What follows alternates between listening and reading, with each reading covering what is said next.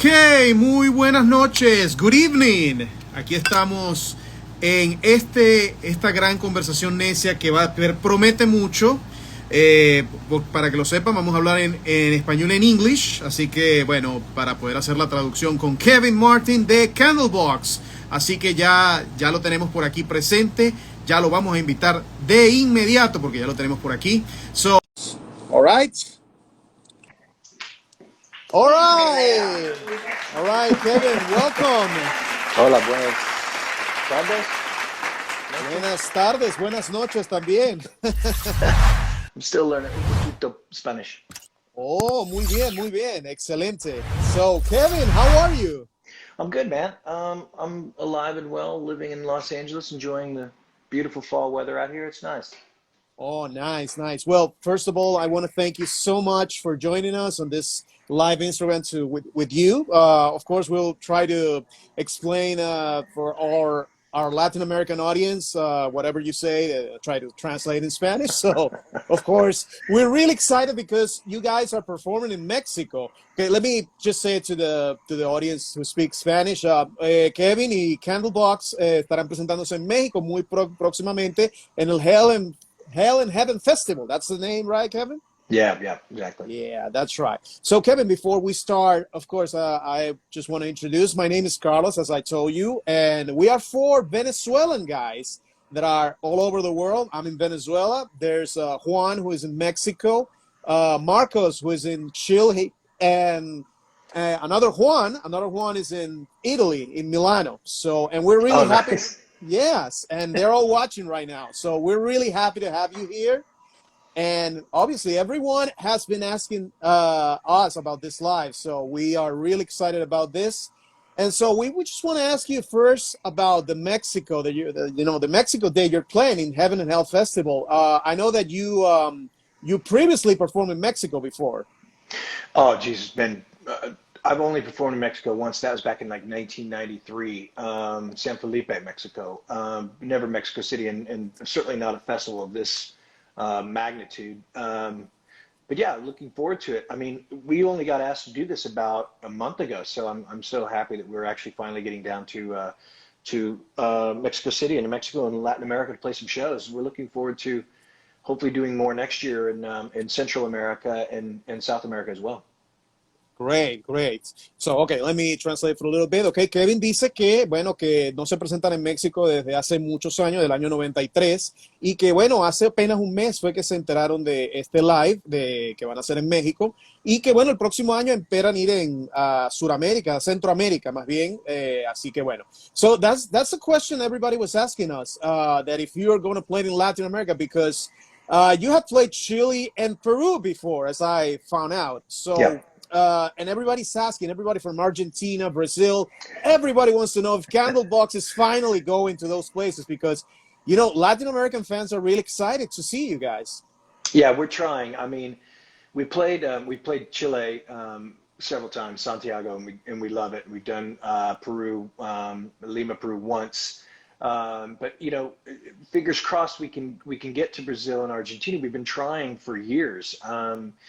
It's just so difficult for American bands to come down there unless you're the Foo Fighters or Godsmack or something, you know, enormous.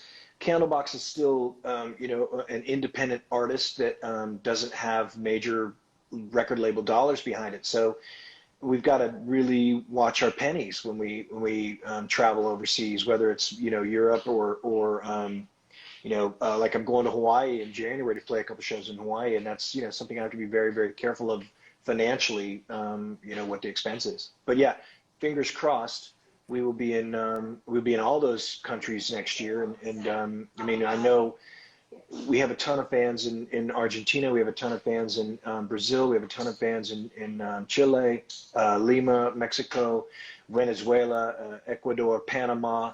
All of it, you know, Latin America loves rock and roll, and we certainly need to get down there and play for them.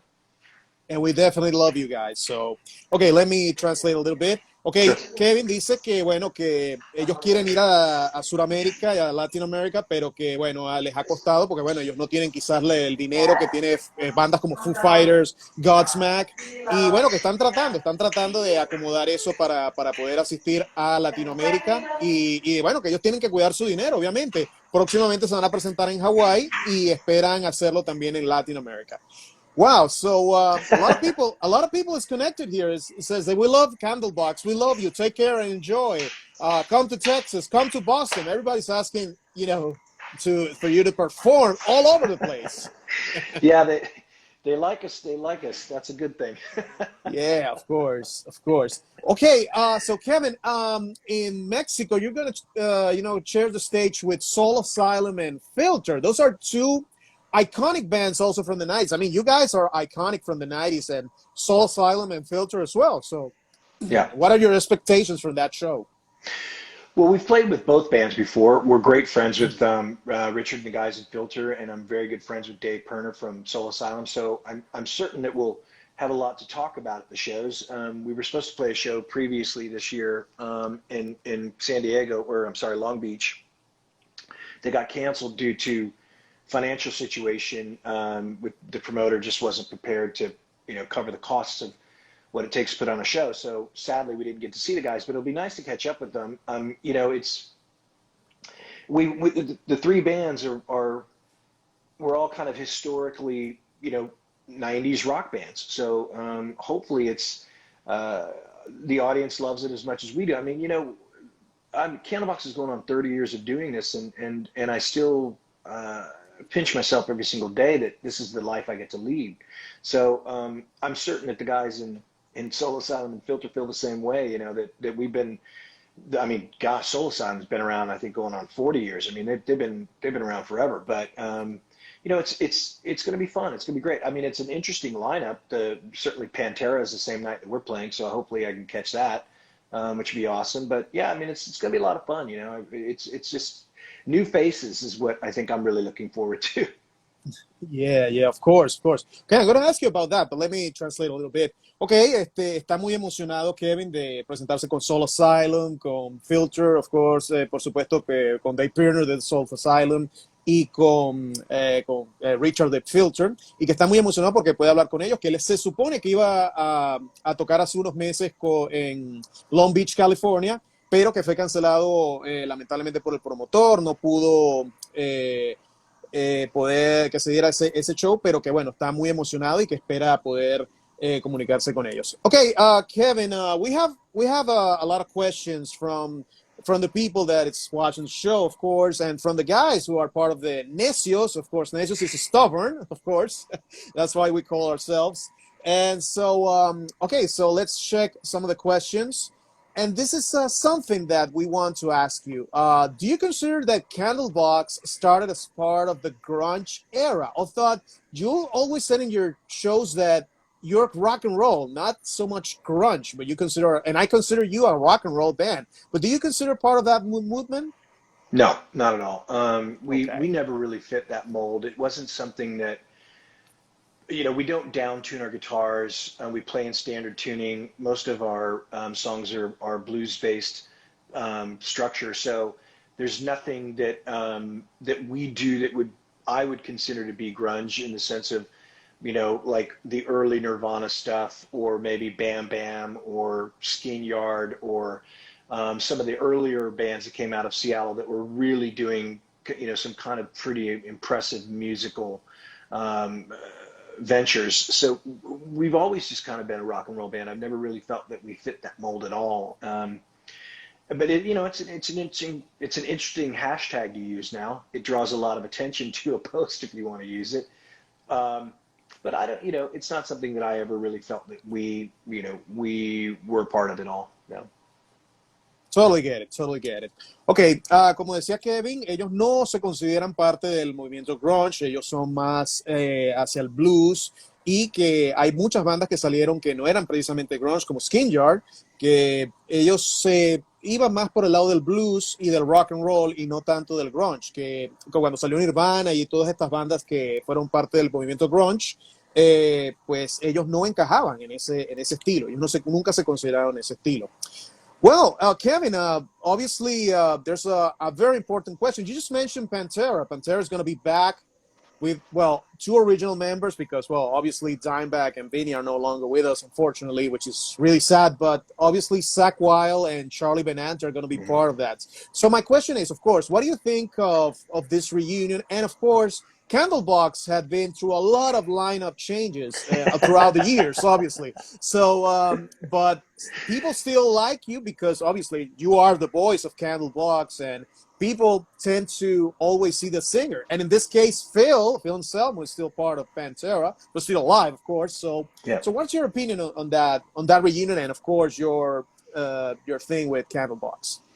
Well, I think that, there's a lot of people that love Pantera that don't want it to happen, and I think there's a lot of people that love Pantera that want it to happen. Ultimately, it's really up to those remaining band members to make that decision. If that's something they want to do, they should do it. You know, for the love of all things rock and roll, I mean, of course, everybody would love to see Dimebag, and it's one of the saddest days in rock and roll when that happened, and when Vinnie Paul passed as well. Those are heartbreaking moments in a band's career, and how do you recover from that? It takes a long, long time. But then when you do recover, you say, you know what, let's go out there and play these songs for the people that love it. And let's get the closest possible musicians to fill those massive shoes. Dimebag is, the fact that Eddie Van Halen buried him with his guitar, that says a lot. I don't think there's any greater form of respect given in any way, shape, or form. It's like winning an Oscar, if you will. So those are really, really big shoes. And there's Zach Wilde's the person that can fill those. I mean, he's a brilliant guitar player, and he'll play the shit out of those songs. And I think that's amazing. And Charlie's awesome as well. I think it's going to be all around pretty spectacular show. And I'm looking forward to it, man. I think it's going to be awesome. Absolutely, absolutely. Ok, Kevin dice que bueno, que mucha gente quiere que la reunión de Pantera pase y que otros no quieren que pase, pero que él piensa que Pantera está buscando, como quien dice, se buscó dos músicos excelentes, por ejemplo, Zach Wilde y Charlie Benante, que son músicos excepcionales. Y que, bueno, está bien, fue un momento muy horrible cuando Dimebag falleció y, bueno, se buscaron estos dos músicos. Y el hecho de que Eddie Van Halen pusiera la guitarra en el ataúd de Dimebag dice mucho de lo que era Dimebag. Y Dimebag, de verdad, para mí era increíble, incredible. Dimebag was incredible, but also Charlie and Zach are incredible too. And a lot of people is asking here, Kevin, because in your case, you're not the same case as Pantera, because unfortunately Pantera, well, we lost the two guys. But the original lineup, or let's say the classic lineup of Candlebox, are all still alive. So a lot of people here in the comments are asking that question now. What are the possibilities of that you ever play again with the the members of the original lineup? Well, we do that every 5 years or so. We celebrate, a record that's reached a certain milestone.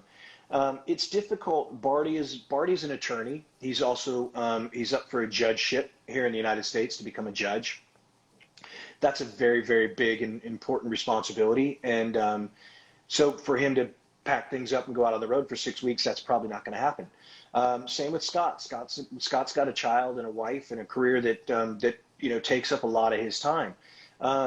We talked about doing something next year for the 30th anniversary. We're going to do something special for that, but it won't. It's not going to be a tour. We had hoped that we could do a full length tour with the original band. That's not happening. So it's just one of those unfortunate things. Life moves on, and people have careers outside of rock and roll. I'm the only one who doesn't have a career outside of rock and roll. So I'm kind of, you're stuck with me. You guys are stuck with me. Okay. So that's what you get. And we love you for that, of course. Okay. All right. So, bueno, para decirles lo que dijo en español Kevin, pues dice que cada 5 años el line-up original o el line-up clásico trata de reunirse, que el problema es que ahora, bueno, Barty es juez y tiene una responsabilidad muy grande, y Scott tiene un hijo y familia, y para él es bien difícil. O sea, para ambos es difícil poder hacer una gira con Kevin y el resto de la banda, y que, bueno, están pensando hacer algo para el 30 aniversario de la banda, que sería el año que viene, pero que no será un tour, será quizás alguna celebración pequeña o algo así. All right, let's see. Well, we have a lot of questions here, but of course, since you mentioned the 30th anniversary, Kevin, obviously your debut album is gonna be, this is the day.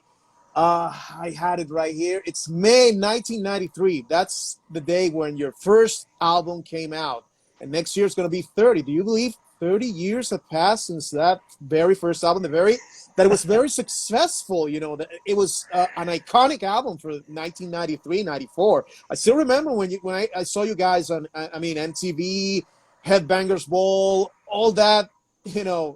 I still remember. I was. Well, I'm not too old. I was 14 years old when that album came out, so you can figure out my age. So, Yeah. so what can you tell me about that? I have some questions. We have some questions about that first album, but tell me about that 30th anniversary that's coming up. Well, I think if you'd have told us, back when we started this band, back in 1991, that at some point, 30 years later, people were going to be celebrating an album we made, that would have been, an odd conversation for us. I don't think we would have believed you. Certainly, we knew that what was going on in Seattle at the time was drawing a lot of attention to the city, but there were no guarantees. The bands that we were playing the same shows with, Sweetwater and Green Apple Quickstep, never had the same success that we had. So it really was a bit of a crapshoot for us. So to be celebrating 30 years of that album, and the fact that that record still allows me to have this career and to play these songs for people is honestly, it's like I every day I pinch myself, because I would never have believed that at a young age. So I'm at a loss for words sometimes about it. It's a beautiful thing, and when we made that record, I think we knew that we were onto something special, but like I said, there were no guarantees it was going to move on to anything or to be any great success at all. We owe a lot of that to Madonna and Maverick Records and Guy Oseary, and Freddie DeMann and the Warner Brothers team that helped push this record, and touring with Living Colour and touring with Rush and touring with Aerosmith and Metallica and all those bands. That all led to the great success of that record. So I'm just grateful that I'm still here, and that I'm able to celebrate that. It's a beautiful thing, and I'm very excited, very, very happy. Great. Okay, for our Spanish-speaking audience, Kevin dice que bueno, que hace 30 años, si alguien le hubiera dicho que 30 años después iba a estar celebrando un disco, él no se lo hubiera creído, que hubiera sido demasiado extraño haberse imaginado eso. Y que bueno, que a esa edad no hubiera creído de todo eso, que gracias a Madonna, Maverick Records, y que hicieron giras con Living Colour, Aerosmith, Metallica, y que está muy agradecido con todos los fans obviamente, de Candlebox. All right, Kevin, there's a question that we have to ask you, and here it's one of the guys from Los Necios, because one of our favorite songs is Arrow. Arrow is one of our favorite songs, and we want to know, how was that written? What was the inspiration behind Arrow? Because it's like Juan says here, that the song is an anthem for us. We consider that an anthem. So tell us about that song, that particular song. Thank you.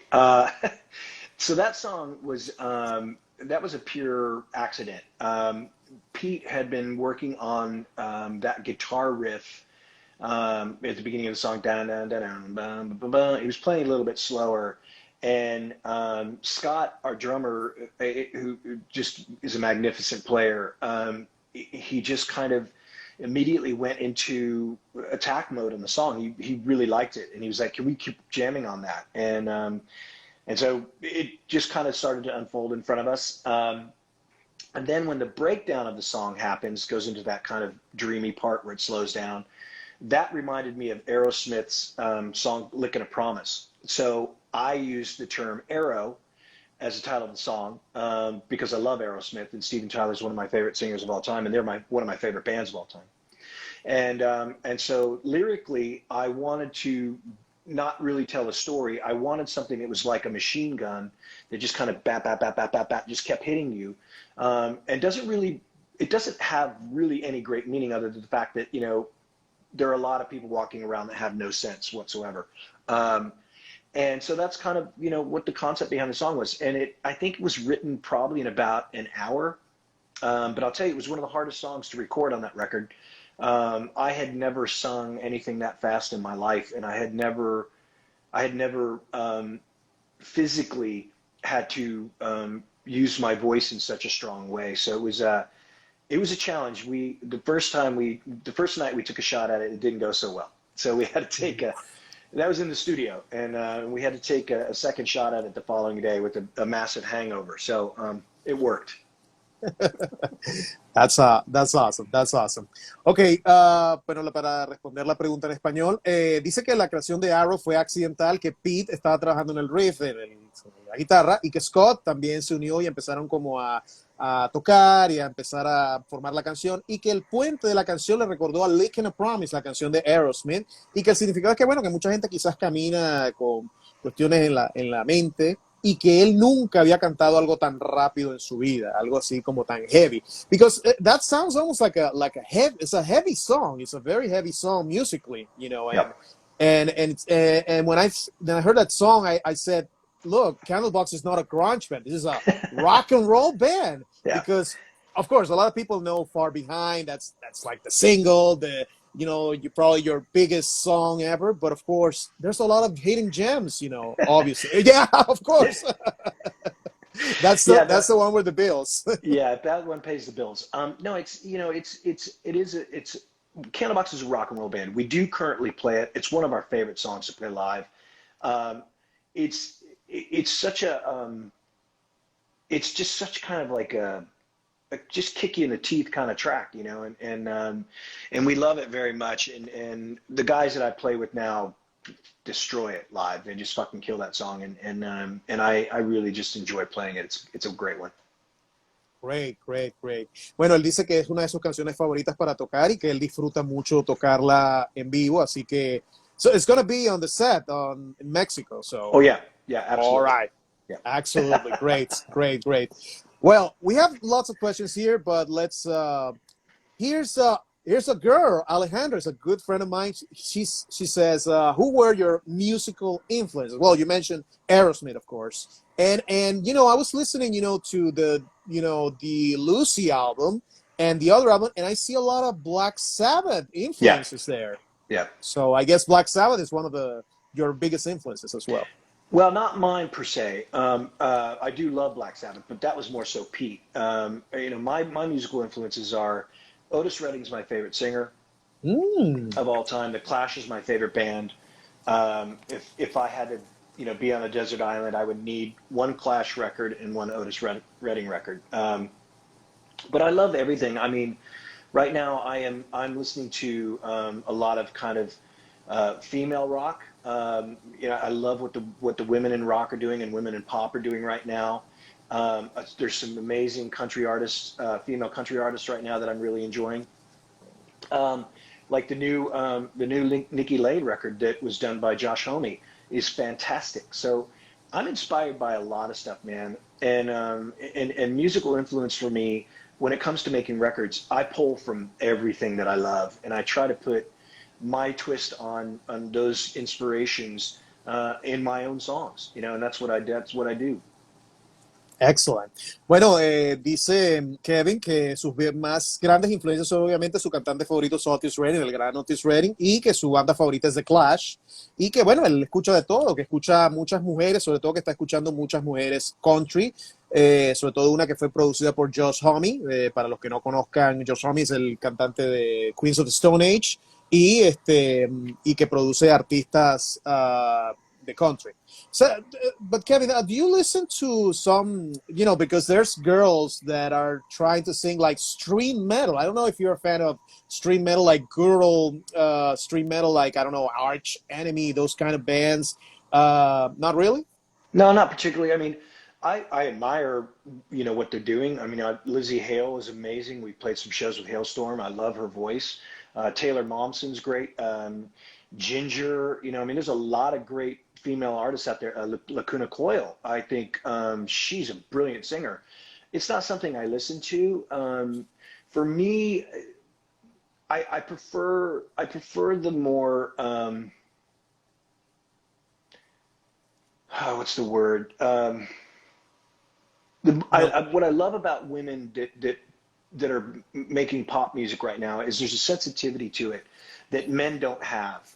And so, you know, I mean, Gihora and all that stuff, I love that. You know, I love guys that, you know, sing metal, but it's not something that I am drawn to.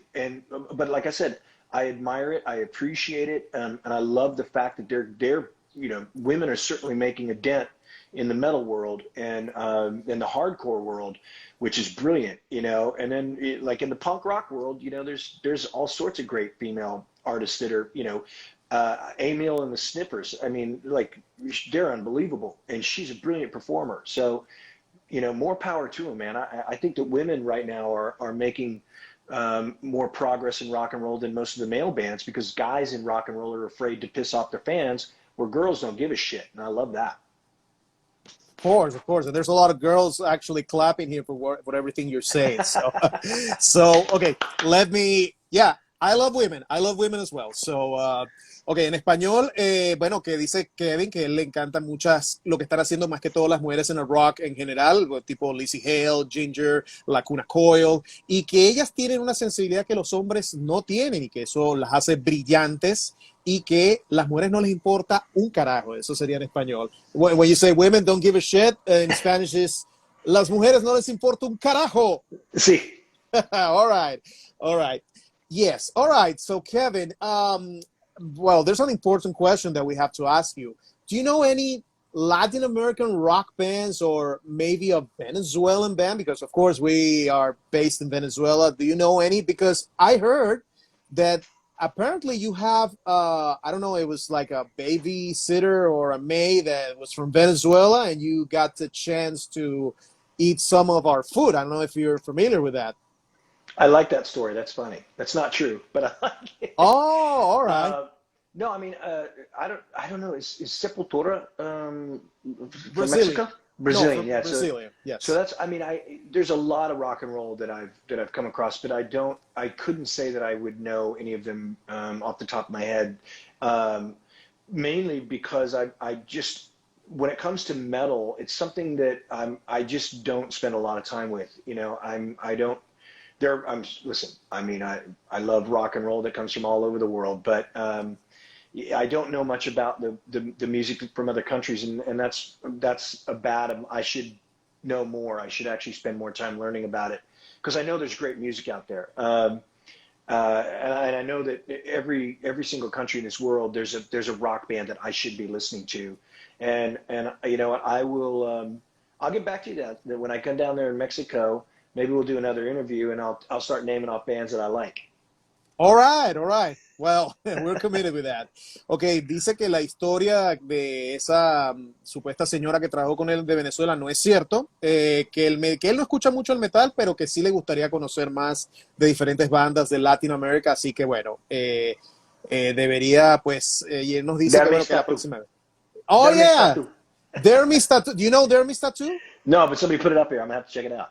Oh, yeah, that's a recommendation we have for you. Dermis Tattoo, and the other is Zapato Tres, which is, in English, it would be like Shoe 3, but the band is called Zapato Tres, and they're going to tour in Chile very soon, awesome.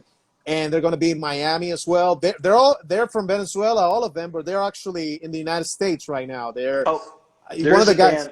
There is a band that I'm very, very good friends with, and I love very much from two bands actually from Chile, Temple Agents and La Mela Senda, which I'm great friends with those guys, and I love them to death. And so there are bands that I know from another country that I really like.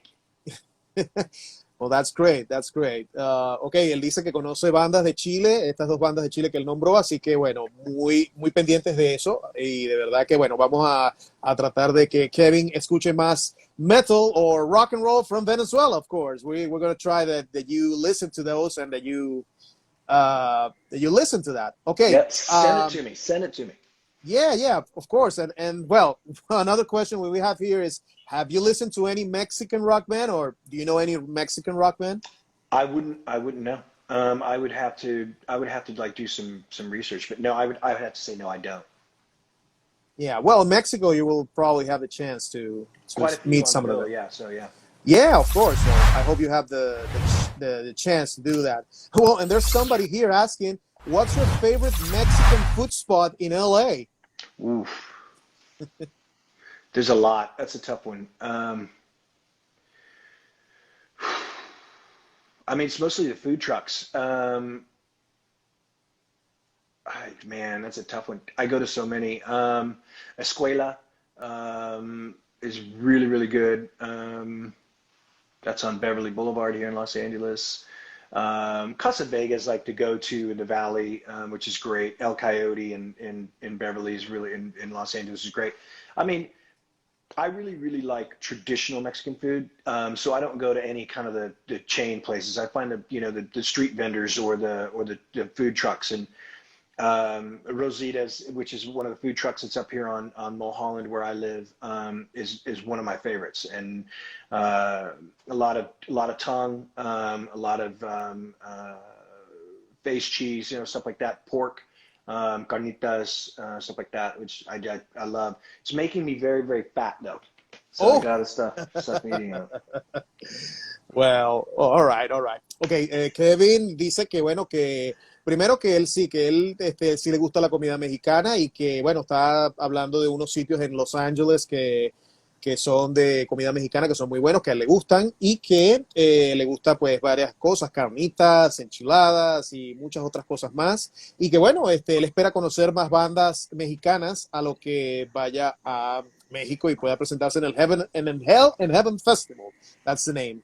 Okay, and so people's telling you, please try tacos al pastor and mole in your next visit to our country. All right, Oh yeah, yeah, Mexico. absolutely, absolutely. Yes, yes, of course. And well, you're going soon. You're going very soon. Oh, all right. There's this very interesting question. What a genre that you like that would shock us, like reggae, jazz, rap? I like all of those. I listen to a lot of jazz. I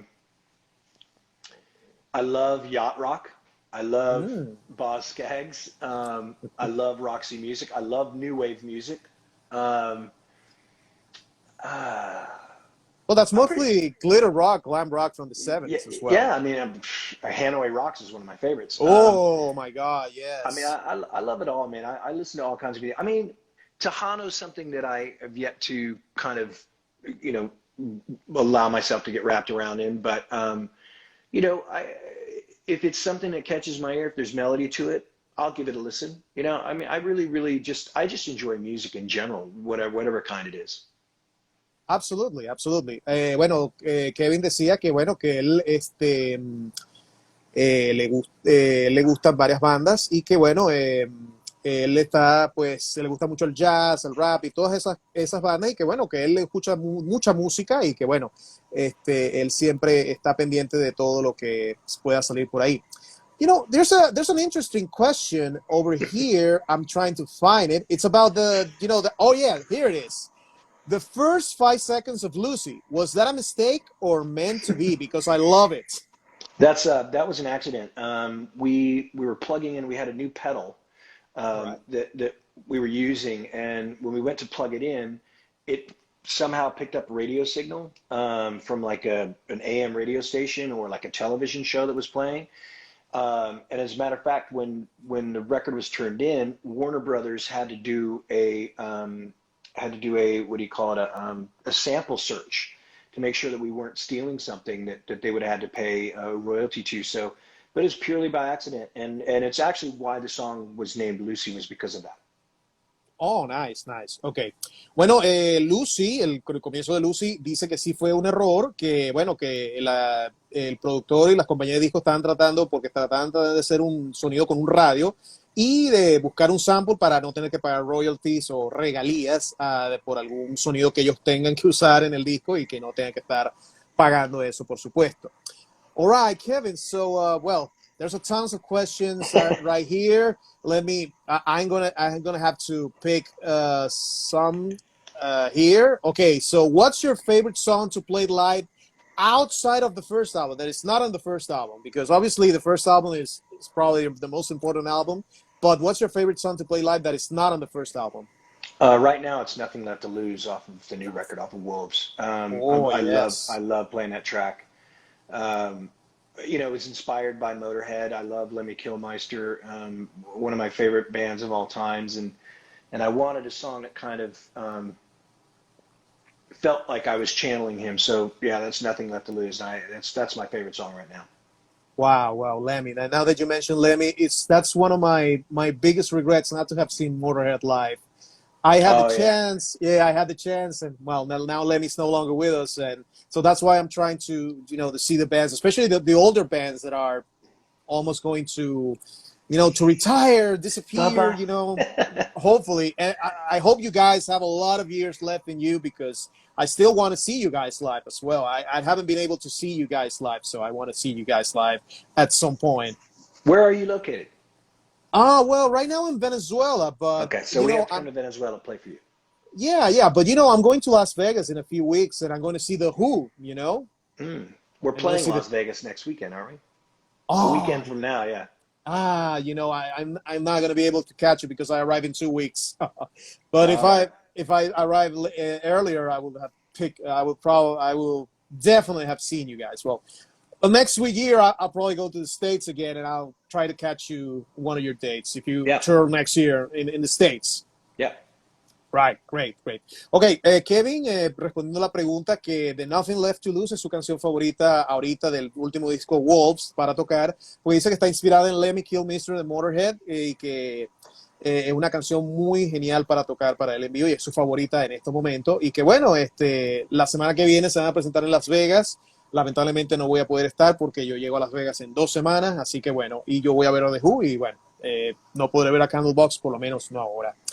Well, Kevin, there's a lot of songs that we love, that we personally love.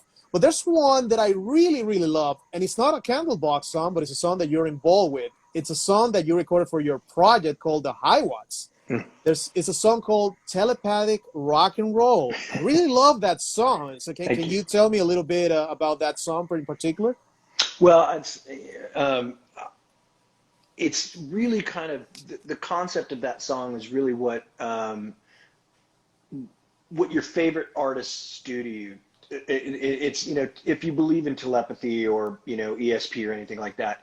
I think we all at some point in our lives, music speaks to each one of us in such a different way, and you could say it's telepathically. You could say that it's just conversation with music.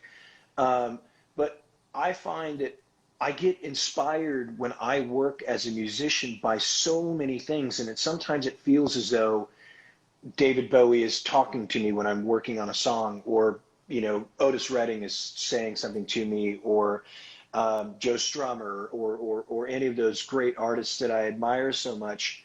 I feel as though they're letting me know things when I'm working on songs, and so that's what was the concept of the telepathic rock and roll, was that I was being delivered all this great music and I don't know where it was coming from, and so that's why I called it telepathic rock and roll. Great. Wow, that's awesome. That's awesome.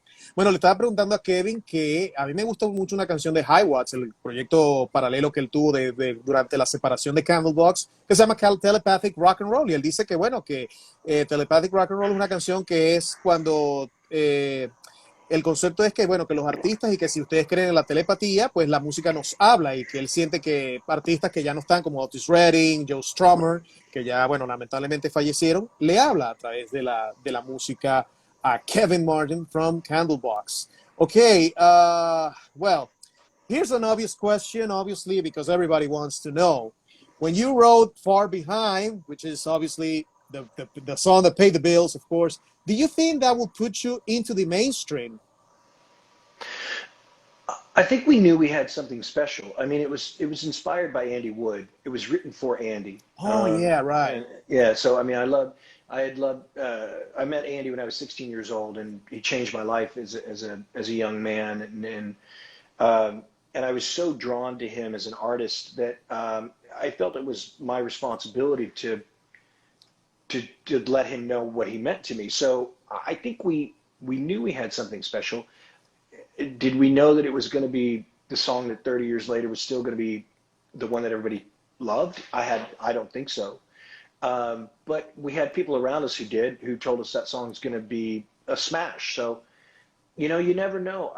I'm just, I don't know, man. It's so strange. Like I think to myself right now, like we're going to do another record next year, and I'm kind of at the point where I'm like, where do I get all these lyrics from? Where does this stuff come from, and how is it that it keeps delivering itself to me? So I think that's maybe because I'm so in tune with the music that I love and the person that I am, that it makes it easy for me to do that. But there are times when I've written songs that I think will be ginormous and nobody cares about them. So I don't know, man. I think, like I said, a lot of people thought it was going to be the biggest song of our career, but I don't think the four of us did. I think we just thought it was another song. That's right. That's right. Ok, dice Kevin que bueno, que Andrew Wood de Mother Love Bone fue el que inspiró esta canción, que él fue una persona que le cambió la vida, Andrew Wood o Andy Wood, como él lo llama, y que bueno, dijo que la gente dijo que, mucha gente le dijo a ellos que esta canción sería un éxito pero que ellos no se lo creyeron, hasta que ya la canción estaba sonando en MTV y en otras partes, y que bueno, el año que viene Candlebox va a tener un nuevo disco. So you're preparing a new album right now for next year, right? Yeah. How far are you in production or pre-production or something? No, we're in writing. So we've got 8 songs done. We're going to work on another 8 to 10. And then we'll probably release, I'd say probably do like a 14 song record with probably 3 or 4 B-sides. It's really, I don't know if you've heard or not, but I am retiring after next year's touring. So I want one last record, and I want to make it my way, and I want to make the record that I want to make. So we're pulling no punches on this record. We are going wherever we want to go. I mean, I don't think there's going to be a reggae song on it, but there certainly is going to be some amazing rock and roll on it. So for me, it's really produce as many songs as possible and get this record out before I say my goodbyes. Wow. Well, that's a sad news over there, but well, I need to see you guys before you retire. So, yeah. Okay, let me do the translation a little bit. Bueno, él dice que sí, están preparando un nuevo disco que ya están ahorita escribiendo. Tienen 8 canciones compuestas, pero que quieren componer 8 más o 10 más, de tratar de sacar un disco de 14 canciones con lados B y todo eso. Y bueno, la noticia que nos está dando Kevin es que lamentablemente él está pensando en retirarse y de retirar a Candlebox el año que viene después de la próxima gira, y que él quiere hacer un álbum que de verdad quiera, que él disfrute hacer y que es para dejarlo con todo el mundo. Y bueno, esperemos que ese sea un gran álbum. I really hope that this is going to be a great album. I know it's going to be a great album. So really, well, wow, you hit me with those news, but anyway. Well, here's another one. Gracious Few. What's your favorite Gracious Few song? Oh, geez, that's a tough one. We had a B-side called Great Houses, which I really, really loved. It was inspired by Morphine, the band Morphine. And we actually had the sax player from Morphine play on it, which I really loved. But I would say probably on the record,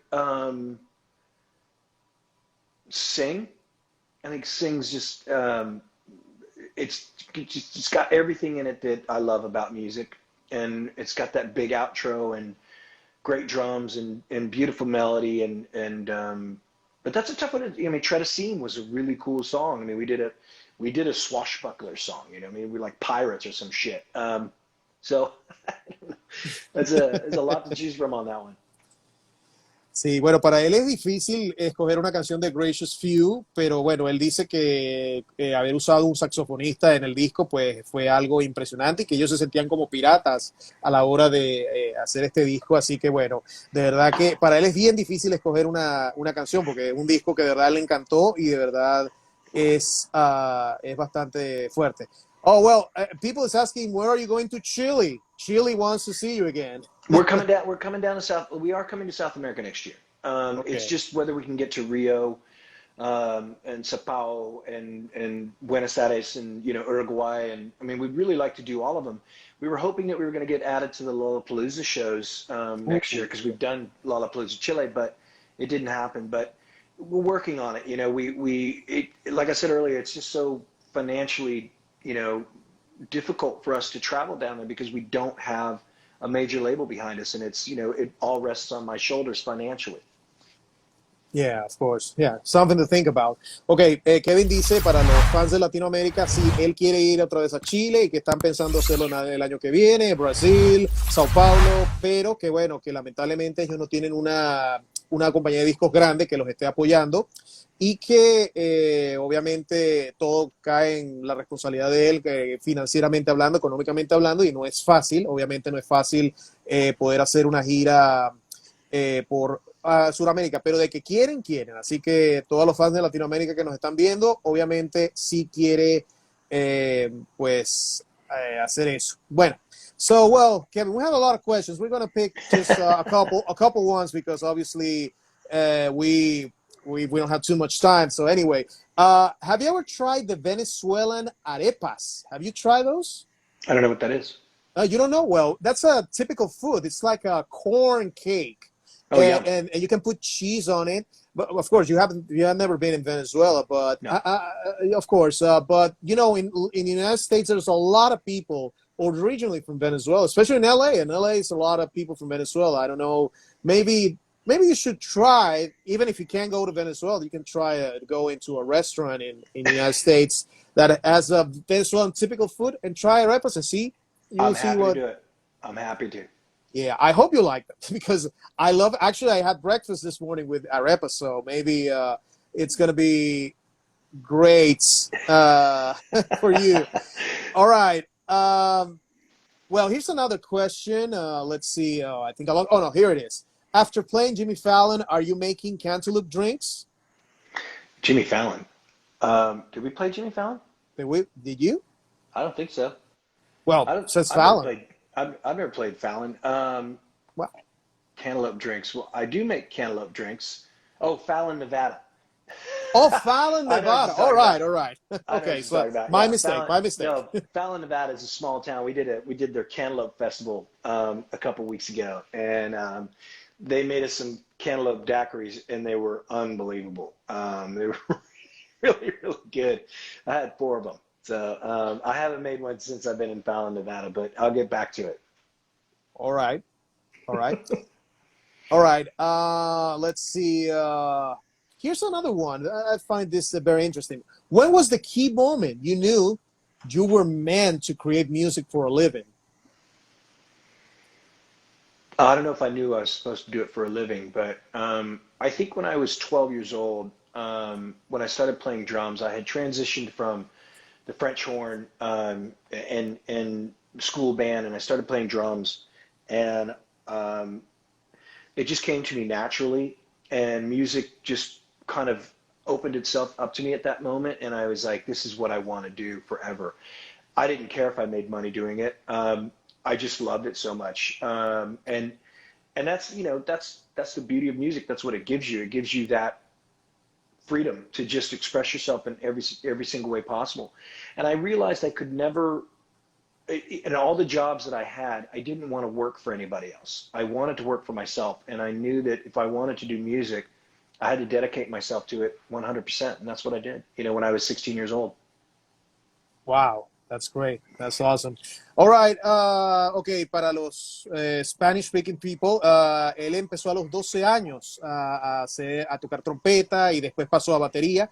Y que bueno, él dice que simplemente él nunca quiso trabajar para nadie más y que él no le importaba si ganaba dinero o no, que esa es su pasión, hacer música. Así que bueno, eso fue lo que decidió Kevin y que a los 16 años fue que ya empezó ya como que a tomarse más en serio esto de hacer música en general.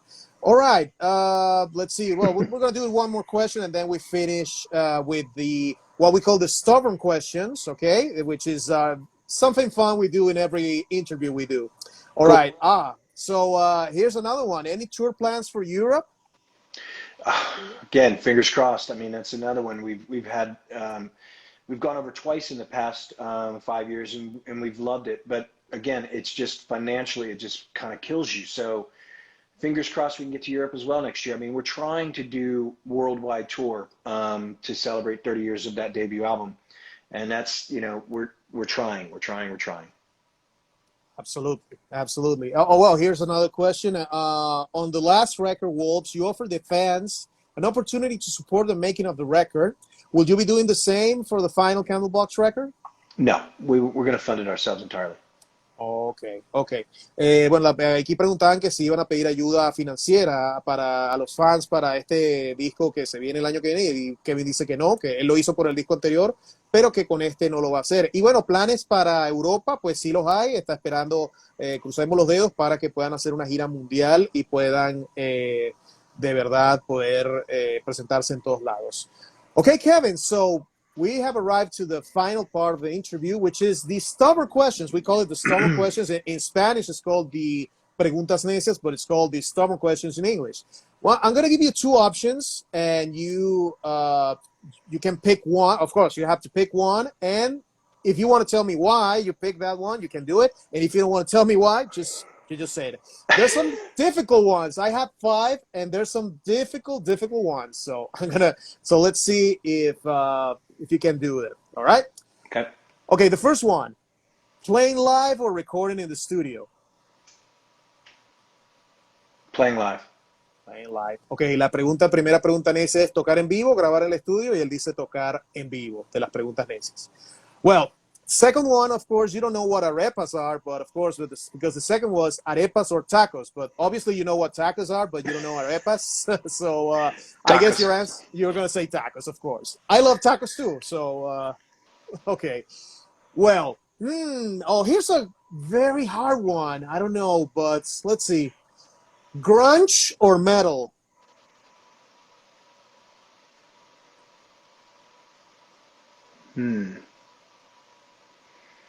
Grunge is just slowed down metal, so I'd say grunge. All right, all right. Bueno, él dice que grunge porque es un metal bastante groove, así que él escoge el grunge por el metal. Y él escogió tacos porque, bueno, no conoce las arepas, así que bueno. All right. Oh, here's a very hard one. Beatles or Rolling Stones? Ooh, Stones.